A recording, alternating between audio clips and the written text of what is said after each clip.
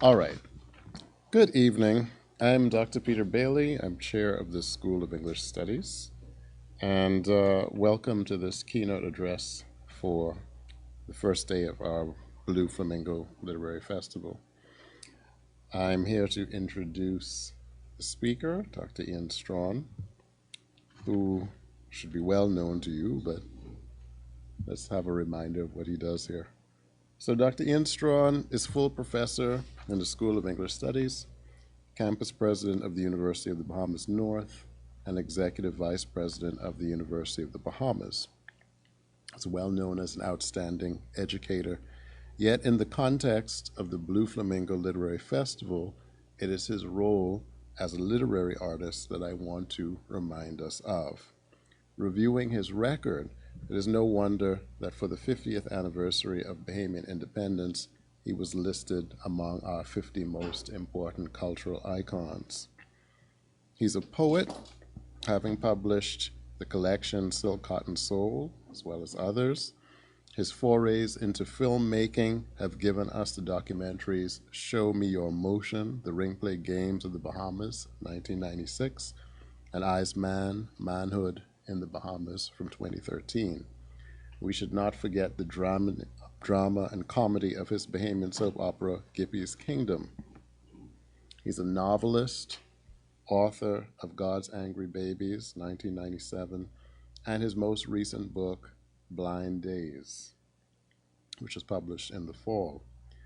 Yet it is as a playwright that Ian is probably the happiest, and it is through the spectacle of live drama that he directs audiences to consider some of the most urgent and deeply rooted issues of Bahamian culture. For example, his 1999 play, Diary of Souls, is a haunting critique of xenophobia and anti-Haitian animus, while 2015's Gun Boys Rhapsody examines youth violence and its impact on Bahamian communities. I'm certain that his address tonight, Bitters for the Soul, will challenge us and edify us. Please welcome him to the stage.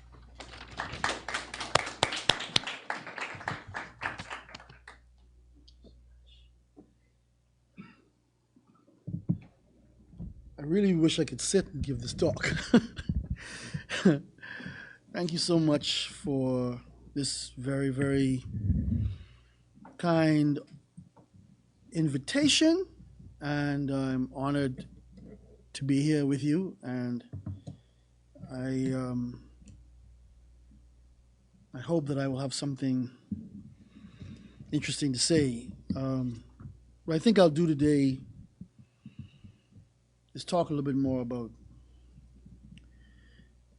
how I became what I became as a writer and why I'm preoccupied with things I am preoccupied with. And I'll read a little poetry. I will read a little bit from the novel, and then I'll probably show one or two clips from my television projects. So the title of my talk is Bitters for the Soul, but I have to admit I really wanted it to be Bitters for the Soul of a Nation, but I figured I'd just go with the shorter version, Bitters for the Soul. And yeah, everybody knows what bitters are, right? Everybody's familiar. Everybody has had bitters before, right? Christine, you ain't had no bitters. Stop lying. You don't know what we talking about. In your cocktail? Right? So, you know, in the Bahamian context, that stuff it's medicine, right? Cerasee in particular, which just this week I just spontaneously went in my backyard and grabbed off the fence, boiled for my sons who were both sick and missing school. And aloes too, if you ever put that to your lips. That's an experience. What I find so interesting is that these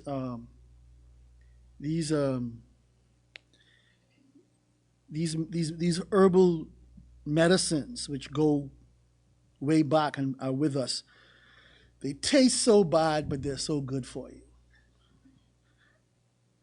And then I contrast that to sugar, which is the reason many of our ancestors became slaves in the first place, and what it leads to: dementia, obesity, diabetes. It's interesting how the bitter is good for you and the sweet, not so much.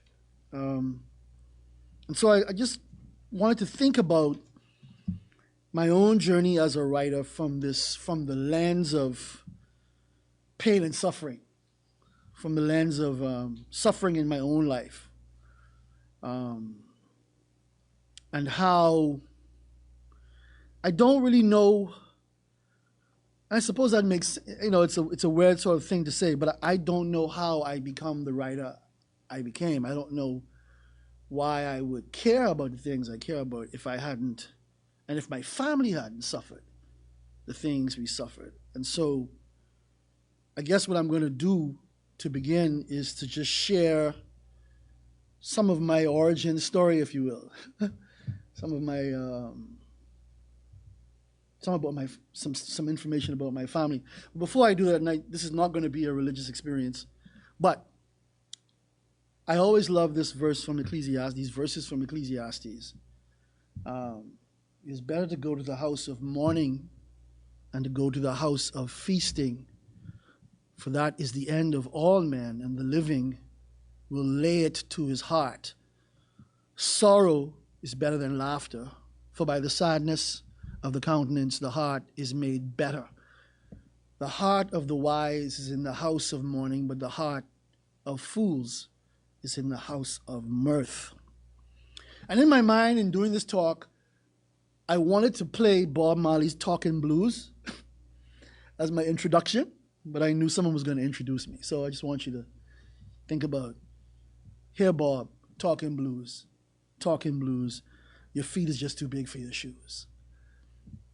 And so, yeah, I'll just tell you a little bit about my family life. This is my father and mother. Both are deceased. They were married for 17 years. And it was a fruitful, though ultimately bad marriage. My father was abusive, and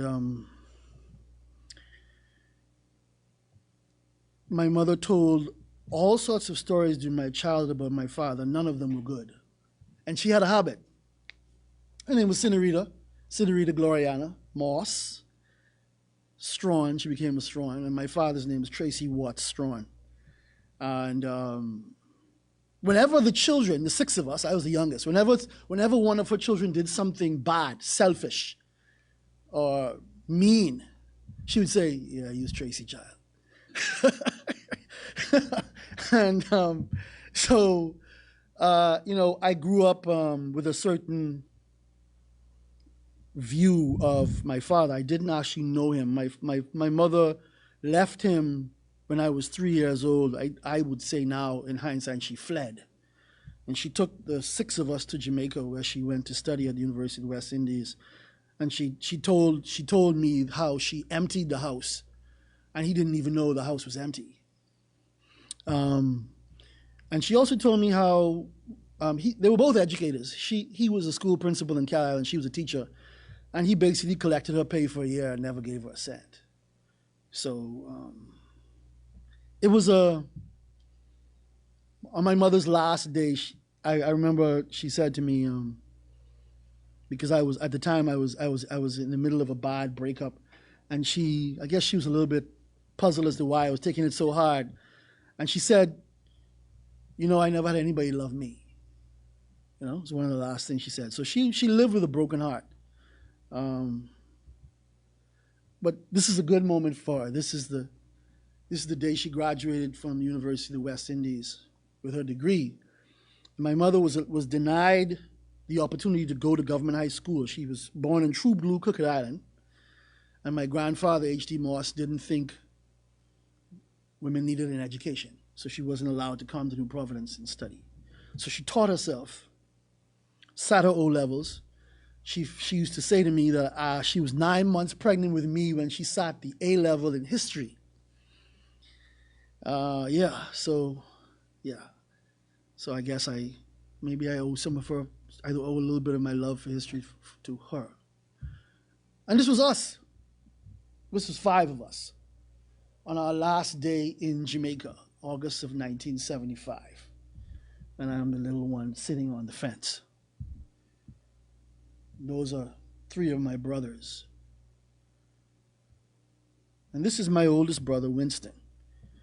Winston once said to my father, "If you hit my mother again, I'm going to kill you." And he eventually became a crack addict, died of HIV.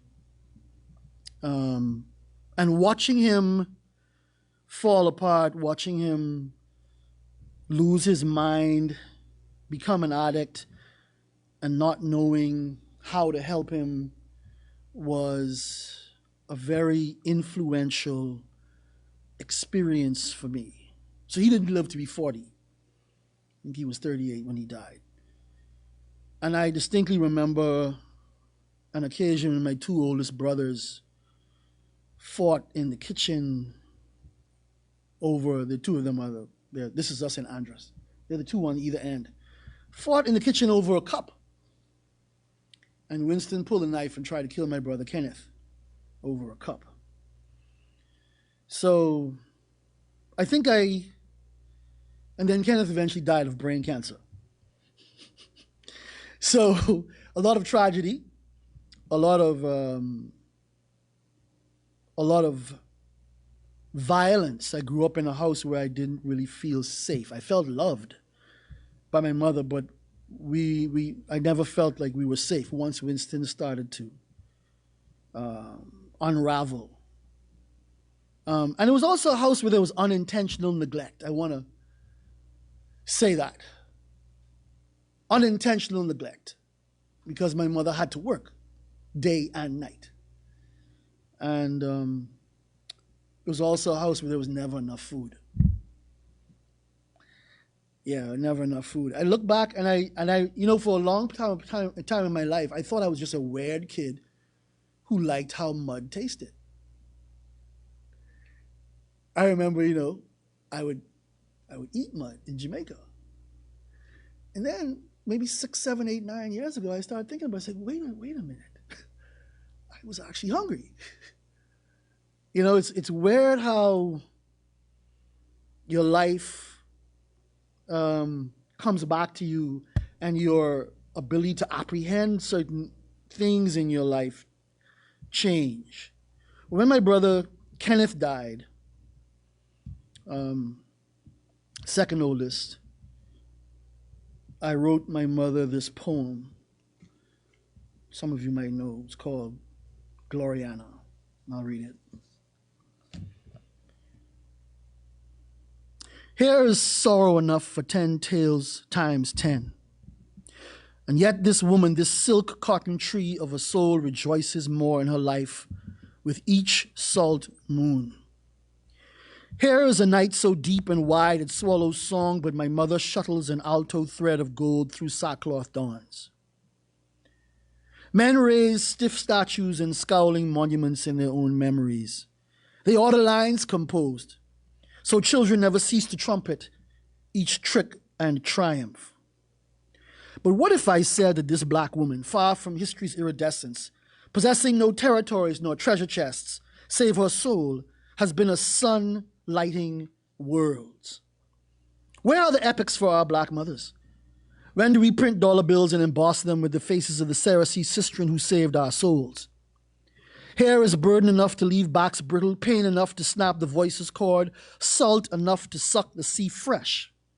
And yet, Gloriana stands, guiding the dying, guarding the living, with knees which will not buckle and a voice that does not break. Black woman, how many rescues must you perform? Black woman, how many of your sons must you put in earth?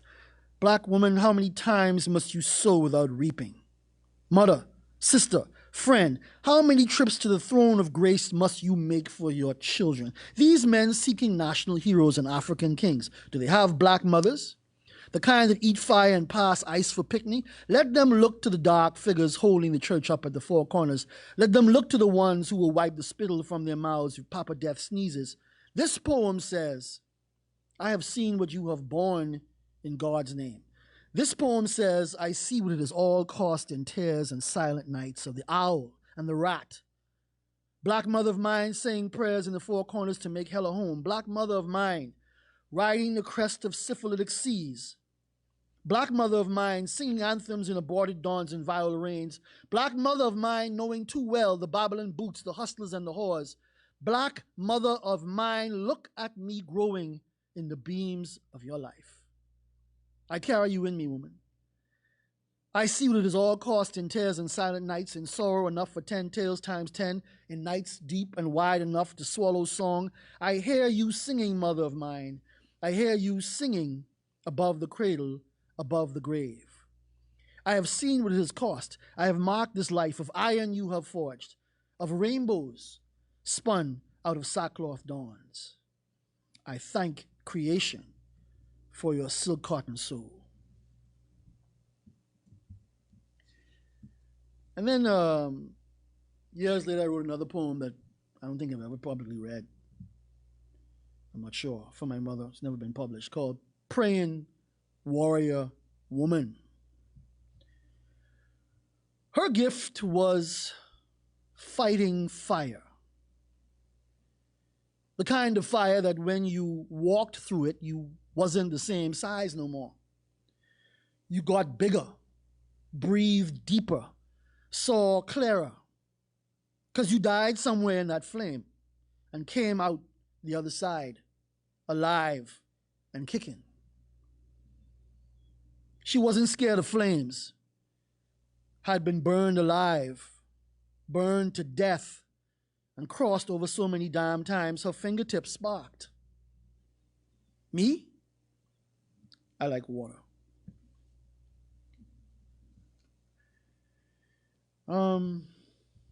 Yes, that's Senorita Gloriana in her prime.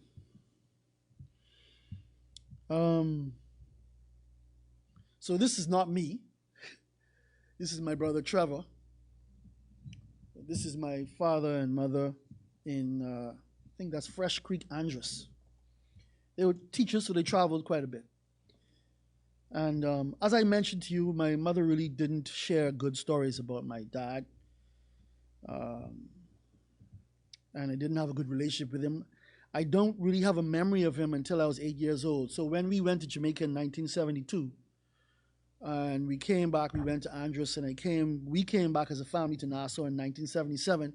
My mother introduced me to my father, but it was like I was meeting him for the first time. I had no memory of him at all. And I'm pretty sure my anti-authoritarian orientation has something to do with my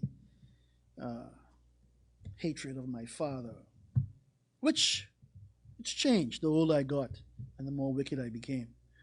But when my mother died, we were only left with him, so we tried. And in his own way, because his mother died. I'm also a Wilshcombe. My father, his father's Milo Strawn. He married a Wilshcombe from West End. My father was actually born in West End, Grand Bahama. And there's cancer in that family. And that's what my brother Kenneth died from. And Kenneth was his favorite. Kenneth, despite the separation, would visit my dad, would spend time with him, brought his son Kenny to go see his grandfather. And Kenny's birthday is Kenny the son, the little one. My brother Kenneth's son, Kendrick. His birthday is November 13th. And how can I put this? In the year that my nephew Kenny turned 20, my brother Kenneth had been dead 10 years. And on November 13th, my father came to our house. Or maybe I spoke to him on the phone. I can't remember. But this poem describes the exchange I have with my father. It's called November 13th. You have lived long enough to surprise me. I call you father. There on the phone, silence, no crying, just silence. Kenny is 20 today, you said.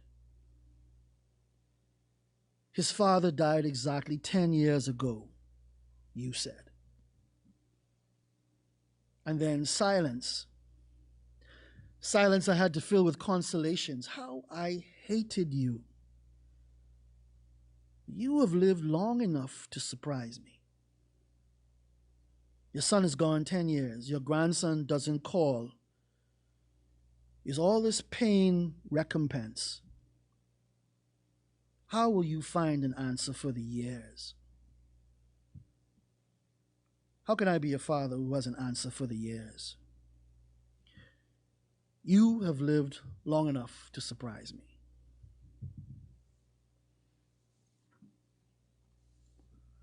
And I wrote this poem about my brother Winston, who was a Gemini like me, and 6'3", 6'4", athlete, Carifta gold medalist, and he hit every single one of his siblings. Violent and scary. One time he picked me up by the neck. He did this. He grabbed me by the neck and just lifted me up in the air. I don't remember what I did to annoy him. I tried not to do it again. But he died of HIV, and he became a shriveled, weak person, the person who was so strong and so impressive and so dangerous. So I wrote this poem for him. It's called The Man in the Bed. We still don't talk about these things. We still don't talk about crack. We still don't talk about AIDS. Yeah, we have issues in this country. The man in the bed. And we don't talk about all the people who got rich.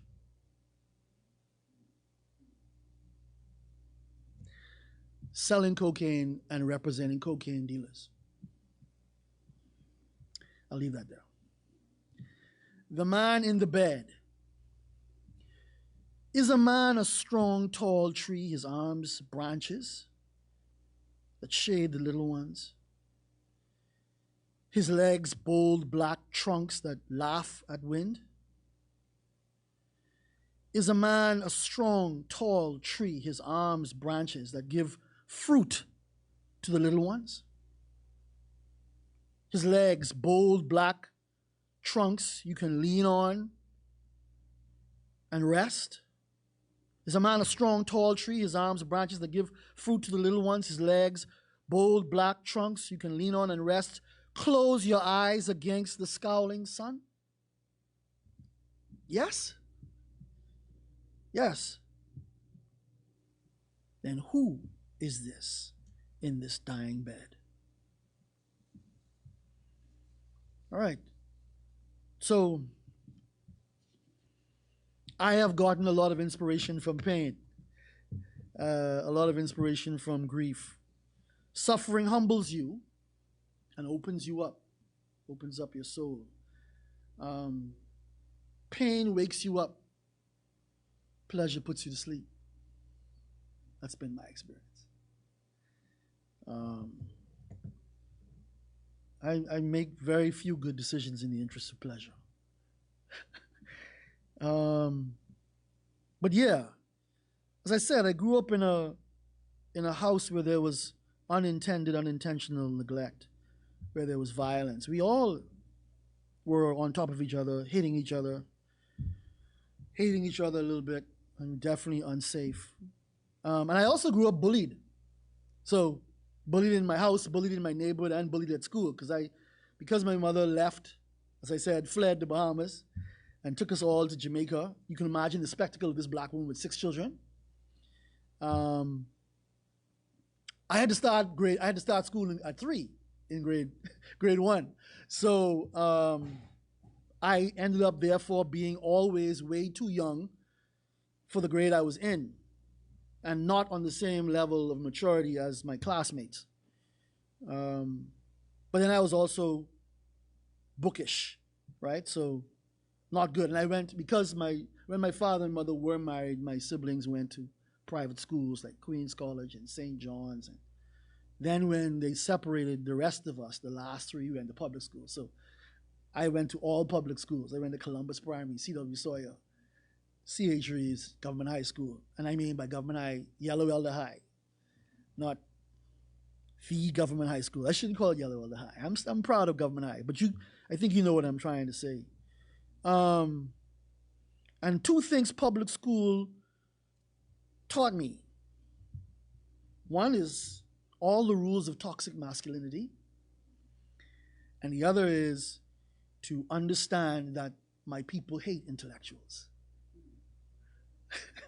So that's, yeah. So navigating that, you understand the sensibility of the working class. But I remember I was once so bold as to tell Felix Bethel, the late Felix Bethel, that I went to Government High, I went to public school, and I am I had a working class upbringing. He's like, no, Strachan, no, you weren't like them, and he's right, because of course he knew my parents, who were both university educated. So you could go to the school with them, but that doesn't mean you are really one of them. But one thing it did teach me all of this was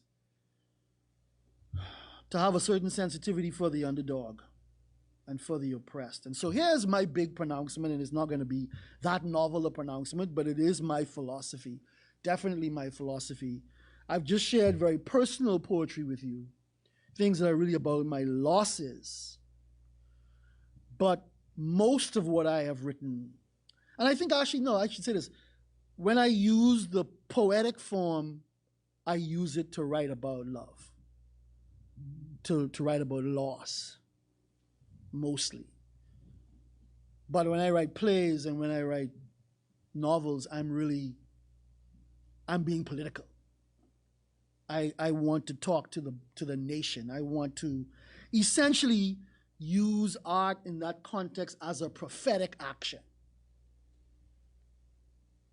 I am not saying I am holy. I am not saying that I am saintly. What I'm saying is that there's an element of the prophetic in the role of the artist in a society like ours, or at least there should be. And that what I saw myself and still see myself aiming to do is to name the evil that I see, to honor the oppressed. The last time I gave a talk here, I talked about that I write about losing, and I do. But I want to honor the losers. Because what is the glory in winning when the game was rigged? Right? And so a lot of what I try to do is also to theatricalize the cruelty and the injustice and the violence in the system. And to quote a student, as I said I would, I refuse to spare the wicked the truth. I refuse to spare the powerful the truth. And we should never do that. And you'd be surprised to know, or maybe not, there's almost no public space where you are not punished for doing that, resented for doing that. So, yeah, this notion that the Bahamas is paradise, it's actually an obscene notion, right? Because the truth is, because what it does is it mystifies and confuses Bahamian people so they don't have an actual healthy historical consciousness. We have a problematic relationship with the truth. Now, it's interesting because America also has a problematic relationship with the truth. And right now, it's not interested in its own history. It is actively trying to suppress stories that tell the truth, right?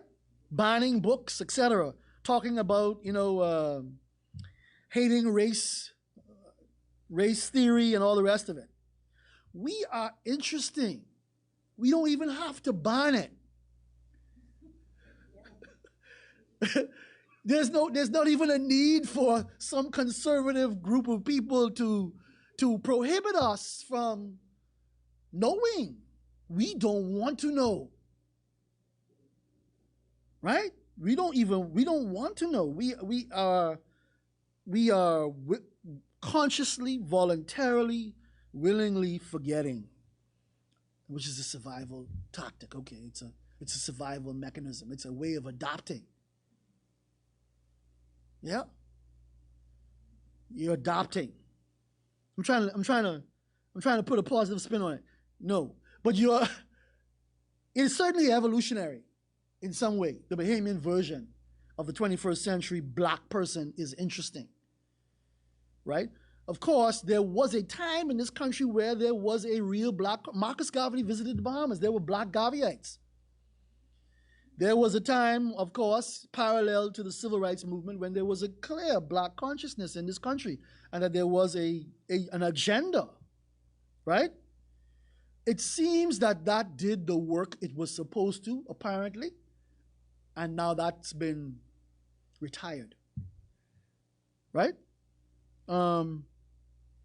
But juxtapose the mythology of paradise, the machinery of paradise and plantation, the idea fabrication with this fundamental truth. Every nation is built on blood. Every nation.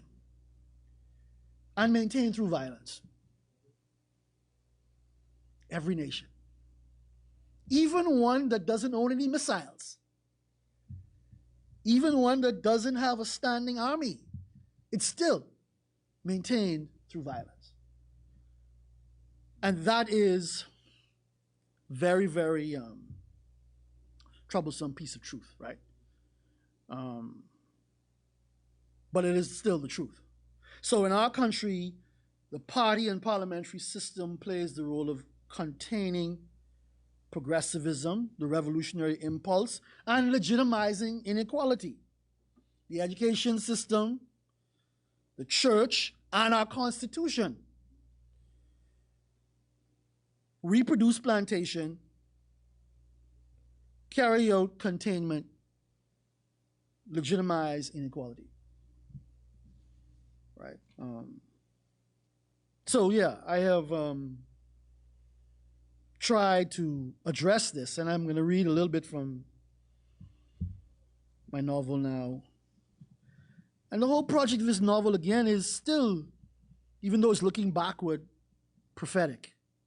That's the ambition. It is a prophetic ambition. Let me put it that way. Whether I achieve it or not, I leave to other people to decide. But it is to trouble this tranquility, this sleep that we're in. I talked about early pain waking you and pleasure doing what? Putting you to sleep. And tourism is a pleasure industry. Right? You got to be asleep to do it well. So, the more I think about, okay, so, I remember this moment in my life. I traveled to Haiti. I was doing research for Dire Souls. I went to Haiti and I walked into a bar, and in the bar there was this paper mache bust, and it was a bust of Dessalines. I thought about it. Right in this bar. I mean, it's just a bar. And I thought about the fact that there's so much illiteracy in Haiti because there's just not access to education like there should be, but that the history is known. Their story is known. You cannot hide it from them. You cannot take it from them. They own it. Orally, they own it. Right? We not only don't have it orally, we don't read it either. Right? So this is meant to be an intervention so that we can come to understand who we really are, where we really come from, how we got here. But most of all, I am now thinking, now that I'm going to be 55 this year, what is this really about? This is not about what I'll put it this way. I am more interested in a conversation not about what was done to my people, as I am more interested in what I owe the people it was done to and what they left me as a legacy, right? What I inherit and what I have the responsibility to take care of as a result of what they went through. So I'm going to read this a little bit. Day 8, July 29, 1826. Still on this, hopefully connecting to this theme that I have presented you with of bitters for the soul of a nation. Day 8, July 29, 1826. Every night at the same time, the frogs would start talking. In July, the sun took longer to set. And just when it seemed to be gone for good, those frogs would start up, celebrating the cool, Kate thought. One, then another, until 4 or 5 of them were going back and forth. No rain. Still they talked. Kate hated the sound the frogs made, like pieces of wood creaking under a weight, or rubbing together, or a stick running along a stone wall. She didn't know what to say it was most like. She would picture the bulbous black eyes and the pale heads of those skinny frogs sitting on the white rocks, or on the brown ones hiding on the tree bark. Every night at the same time, the frogs would start. Kate had been in the stalks now for 8 long days and nights. She'd reached the point where she was starting to feel she only had a little bit of sense left, where her pain was like a constant burning, like there was a fire in her back, in her neck, in her shoulder, in her knees that would never stop. She felt sure she was going to die soon, and she didn't mind the feeling. But while she was still here, amongst the living, she still wanted to learn a thing or two from the few people left she thought had anything worthwhile to say, who deserved to be listened to. Kate considered Harriet one of those persons. She wanted to know why the woman was locked up in here with her anyways. In all these days, she was too proud to ask. She was ready to ask now. You ain't tell me why you in here, all this talking you do.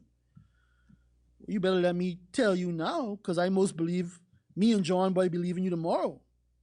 Harriet gave a grin and then shook her head as if she was trying to shake something out of her hair. I hear them talking. I'm happy for you, Harriet. And for you, John Boy. John Boy smiled. Every day he asked Kate if she wasn't ready to leave the sailor so he could be her man. She laughed a little despite her pain. You're too young for me, John Boy. His mother hadn't come to talk to him yet. It always made him feel worse when she was long in coming.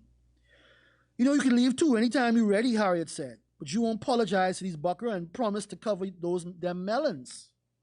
Kate sucked her teeth. Miss Kate, you should do what Miss Harriet say, so we could all come out of here. Then I could build you a nice shop. Harriet laughed. Boy, you don't give up. That's sweet, John Boy. Very sweet, Kate said, smiling sadly. You can be a strong, brave man one day, but I most believe they ain't gonna never set me loose. Don't say that, Miss Kate, John Boy pleaded. It's all right, Kate said, as reassuringly as she could. Anyways, Harriet, I know exactly what John Boy do to get stuck in you. What about you? She didn't skip a beat. They got me here because I tried to kill my baby. A horrible silence filled the barn. Only the frogs outside could be heard. Kate was stunned. Finally, she gathered up the nerve. Why you do that? If you love somebody, you wouldn't protect him, Kate? Harriet asked. Of course, with all I have inside me. They could barely see each other. There were dark shapes in the barn. I know you would, sugar girl. Of course you would. There was so much tenderness in Harriet's voice just then. I don't understand, said Kate genuinely. Well, I love my child too. I love my child, I do. I carry it in my belly. I push it out by my lonesome. I cut the cord. And I hold it in my arms like I know my mama hold me in her hands. Just then, tears filled her eyes. She opened her mouth to speak, but nothing came out. The tears fell heavily down her face, but she couldn't speak. Several moments passed. It was John Boy who spoke. But it's your baby, Harriet. It is? There was something new in the voice of the large, dark form that was Harriet. A bitterness, a clarity. That's not what Bucker said. Bucker says theirs. All the babies what ain't yet born too. They say they own them and plan to make them slave for them day and night. Plan to whip them and chain them and put them in stocks. Plan to sell them and handle them like goat and chicken. No damn better, no damn worse. Kate felt something swelling inside while Harriet spoke as she did, and her own eyes filled with tears. Didn't you want to keep it? I did want to keep my baby, sugar girl. I did. I hold her all night and I kiss her and I cry, sugar girl. I cry because I think about how they just do us, and I decide to protect my baby. I decide to send her back to the world of spirits where she come from. I decide to set her free. She wasn't never going to be no slave. She wasn't never going to work for boss man and missus. Slaving was going to end with me. And the three rebels spent their last night together, each in tears, wishing for another world, another way for things to be, listening to the frogs celebrate the dew.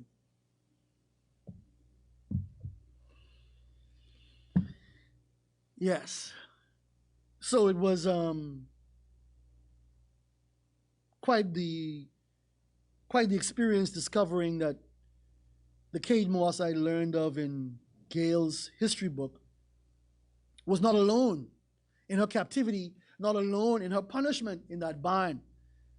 That with her was a little boy who ran away, and with her was a woman who tried to kill her baby.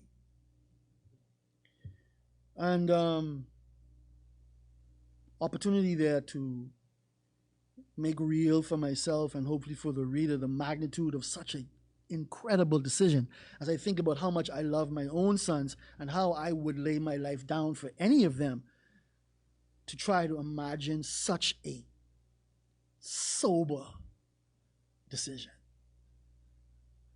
Such a revolutionary decision. Right? So yeah, I this has been an interesting journey, and I hope that my people will be open to sitting with the uncomfortable feelings that come with the knowledge that we were slaves, and that though we have gained majority rule and nationhood, things are still not quite what one would expect, because we are still serving, and we are still subordinate, and we are still on the margin, and we are still, how can I put it? We're still not equal in some very serious ways. And then we turn around looking for someone else to treat like nigger. Because that's what we know. So when I have arrived, when I got my own nigger, right? I've arrived when I got my own nigger. And so in the midst of a project trying to make people laugh, I also have tried to tell stories that can move my fellow citizens and prick their conscience a little bit. So even in Gippy's Kingdom, which honestly was about having fun, I tried to weave in some messages. And so this is an example of that. This scene from Gippy's Kingdom.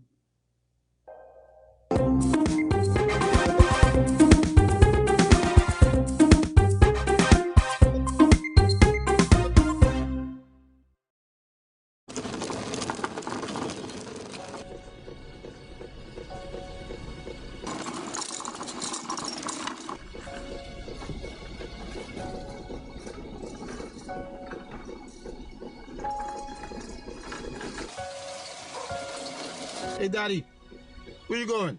I going home? Home? Where you live? I I live in Southern Street.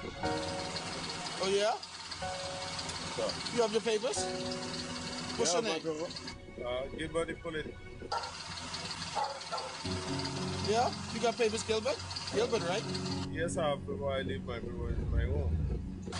I don't think you got no papers, you know. I think you're lying to me, man. No, sir? I think I need to take you into immigration. No, sir, don't do that. No? No. Why not? Leave my paper, sir. Oh. Look here. I need something. Work it out. Give me a yard. Yard? Yeah, yard. You just come here. A yard. $100. No, man. Not out here. Jump in the back. Leave it on the seat, man. Yeah, with them stupid Haitian.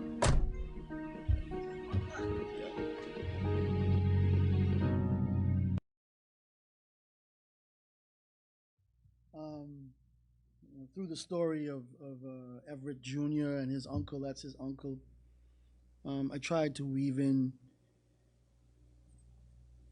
these realities, right? So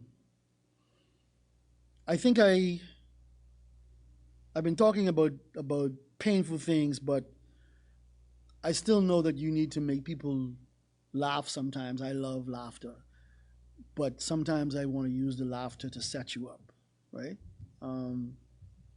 And so I talked about underdogs, and that has been a preoccupation of mine in No Seeds in Babylon.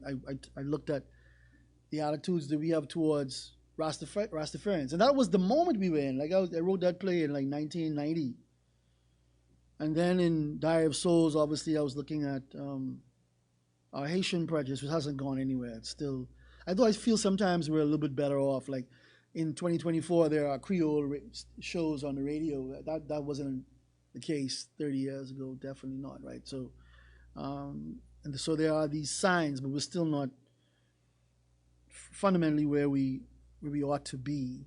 And then we're in this moment now where we're now confronted with the rest of the what's the word, the inappropriateness of our framework, the inadequacy of our Constitution, which only reflects our own patriarchal culture, right? So the oppression around gender, which is weird, since, it's interesting. I'm pretty sure we're signatories to the Universal Declaration of Human Rights, which says all are equal before the law. We find all sorts of ways to establish some equal, some more equal than others, as Orwell would have put it. So now I'm working on a new project called Honorable Member, which is based on the play, and I won't even pretend as if I am reaching very far from my source material. I'm going to show you a scene, and I'm sure you'll get a sense of the inspiration, but the opportunity to deal with, how would I put it, the punishment inflicted upon a woman who dared aspire to be prime minister in our country. So this is just a little clip from this TV series that I'm working on with Don Sargent. I want to give him his props. People of Ireland, we may have lost this battle, but we are not discouraged or downcast. We have fought honorably. We shared our visions, our plans. We spoke to our ability, our readiness. And we had faith that in a fair fight, in a democratic process, we would prevail because we represented a new way, a new set of values. But sadly, this was never a fair fight, and it was not a democratic process. Sadly, our opponents felt no such obligation to fight honorably. I am not downcast, but I am deeply, deeply disappointed that a party that I have supported my entire adult life would come up so short. could permit such underhandedness, such vile, vicious, gutless behavior. I would never have believed that delegates could come up to me at a convention and say the disgusting things that have been said to me. I would never have believed that because I aspired to be leader of our country in this party, that I would get death threats in the middle of the night. I would never have believed that I would not be allowed to address the convention before the vote for leader or be denied the actual list of voting delegates. I would never have believed the scurrilous lies spread about me and my husband on social media. Some people will do anything to keep power, but I can hold my head high. I can hold my head high because I know that somewhere in our country, there's a little girl watching this who will grow up. And because of the example of women like me, she will be Prime Minister of our country.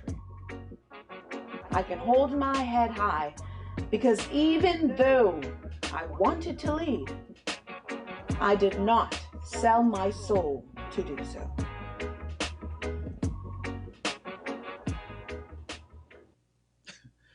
Yeah. So that's Valine Roll. Yeah. So I think I'm just about done. Just to say that, like I said, I don't know that I hope I'm not. I hope I'm not trying to send a message that you need to have really bad things happen to you in order to be a good writer. That's not what I'm trying to say.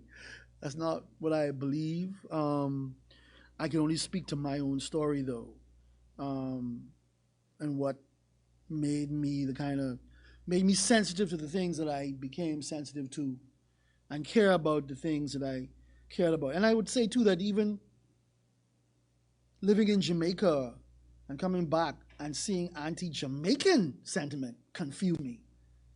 I was like, y'all don't know nothing about Jamaica. I mean, that's such a beautiful place. Those people are so cool. Like, what's wrong with you? You know how many friends my mother has with Jamaican? Right? So, but again, which just goes to show that it's about what you're exposed to, right? And so we just, there's so many opportunities that we pass up on as a Caribbean nation, and even that is a problem for some people saying that. But it's certainly been